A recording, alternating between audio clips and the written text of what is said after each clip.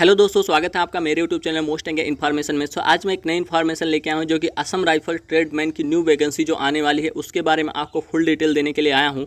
तो असम राइफल्स की जो न्यू वैकेंसी है वो आने वाली है 2023 में। आपकी नोटिफिकेशन जो होता है जारी हो जाएगी। उसके बाद जो होता है एग्जाम कंडक्टिंग कौन कराएगा, तो असम राइफल्स कराएगा। और जो होता है एग्जाम नेम होगा असम राइफल्स ट्रेडमैन वैकेंसी 2023 हो जाएगा। वैकेंसी कितनी रहेगी आपकी 1361 रहेगी। जॉब गवर्नमेंट जॉब है और जो होता है अप्लाई जो होता है ऑनलाइन होगा। और जो होता है जॉब लोकेशन जो होता है ऑल इंडिया रहेगा। उसके बाद जो होता है अगर हम देखें तो यहाँ पे असम राइफल ट्रेडमैन वैकेंसी का जो नोटिफिकेशन है यहाँ पे आपको जानकारी मिलेगी। तो यहाँ पे अगर देखें तो सम इंपॉर्टेंट जो होता है डेट असम राइफल्स जो होता है एडमिट कार्ड अपडेटेड सुन है, मतलब वैकेंसी अभी आएगी। मैं उसको आपको बता दे रहा हूँ कि अभी आपकी कब पर। सबसे पहले आप इसको जान लीजिए कि आपका मतलब होगा क्या क्या।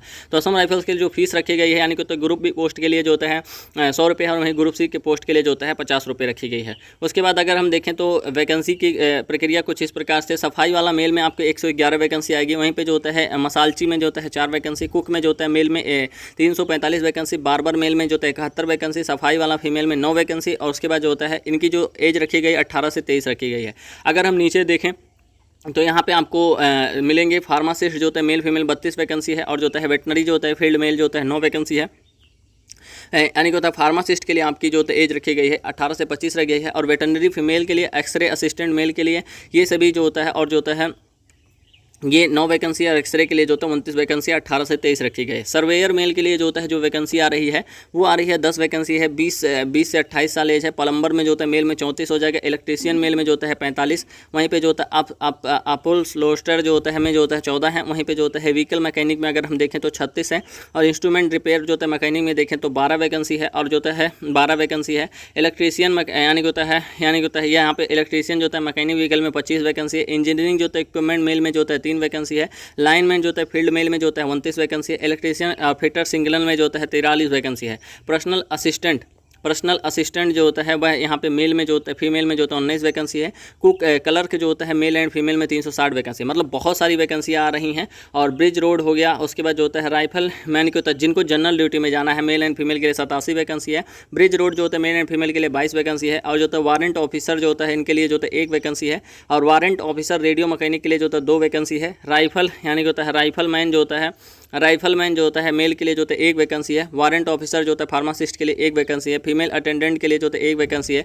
इक्विपमेंट यानी कि होता है बूट रिपेयर के लिए जो होता है 2 वैकेंसी है। वाशरमैन मेल के लिए जो होता है 3 वैकेंसी है। टोटल जो वैकेंसी आपको देखने को मिल रही है वो मिल रही है 1361 वैकेंसी है। उसके बाद जो होता है अगर हम देखें तो इसकी जो होता है यानी कि होता है एलिजिबिलिटी क्या है, तो जो ये वैकेंसी है सफाई वाला, मसालची, कुक, बार्बर इनके लिए जो होता है 10वीं पास होना चाहिए। अब 10वीं पास है तो इसमें आप भर सकते हैं सफाई वाला फीमेल के लिए।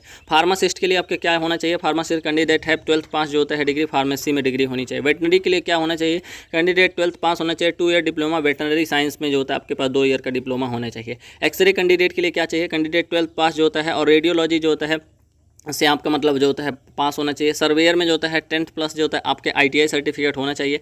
प्लम्बर का अगर हम देखें तो हमें जो होता है 10th का जो होता है 10th पास होना चाहिए। और वहीं पे ITI जो होता है आपके पास होना चाहिए। इलेक्ट्रीशियन हो गया, यहाँ पे आप देखिए 10th पास होना चाहिए। उसके बाद जो होता है आपके पास ITI होना चाहिए। इंस्ट्रूमेंट रिपेयर मैकेनिक का देखें तो 12th पास आपका होना चाहिए। इंस्ट्रूमेंट में आपके इंस्ट्रूमेंटेशन का आपका जो होता है सर्टिफिकेट होना चाहिए। इलेक्ट्रीशियन का अगर देखें मैकेनिक कैंडिडेट 10th पास और जो होता है ITI आपके पास होना चाहिए। उसके बाद जो होता है इंजीनियरिंग इक्विपमेंट मैकेनिक में आपका जो होता है 10th पास और ITI होना चाहिए। उसके बाद लाइनमैन फील्ड के लिए जो होता है कैंडिडेट 10th पास और ITI में इलेक्ट्रीशियन में आपका होना चाहिए। उसके बाद जो होता है इलेक्ट्रीशियन में लाइन में होना चाहिए। अगर हम देखें इलेक्ट्रिकल जो होता है फिटर सिग्नल में candidate 10th pass recognize board in India.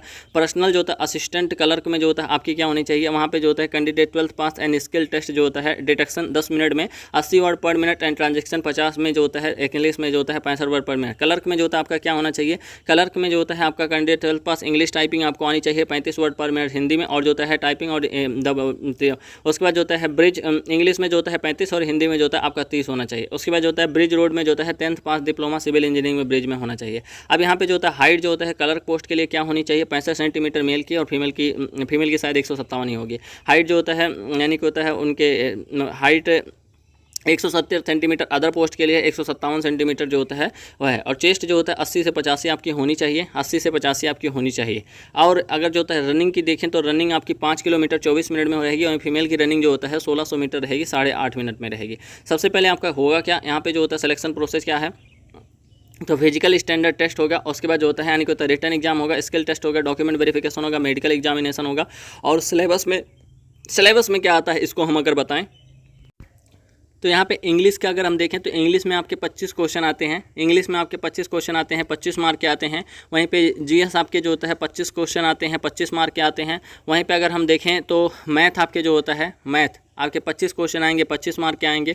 और उसके बाद जो होता है रीजनिंग अगर देखें तो 25 क्वेश्चन आएंगे, 25 मार्क के आएंगे, 25 मार्क के आएंगे। टोटल पेपर जो होता है वो 100 क्वेश्चन रहेंगे, 2 घंटे का पेपर रहेगा, आपको पेपर देना होगा। तो ये सिलेबस की जानकारी हो गई। अगर हिंदी आती होगी तो आप बताइएगा कि हिंदी आती है कि नहीं आती है, शायद मुझे जानकारी नहीं है, लेकिन अगर इंग्लिश आती है तो आप इंग्लिश देखिएगा। और ये एक वीडियो थी जो कि मुझे लगा कि आपको देनी चाहिए। सो आई होप कि वीडियो आपको अच्छी लगी होगी। अगर वीडियो अच्छी लगती है तो वीडियो लाइक करना, शेयर करना, सब्सक्राइब करना। मिलते हैं नेक्स्ट वीडियो में। धन्यवाद, नमस्कार, जय हिंद।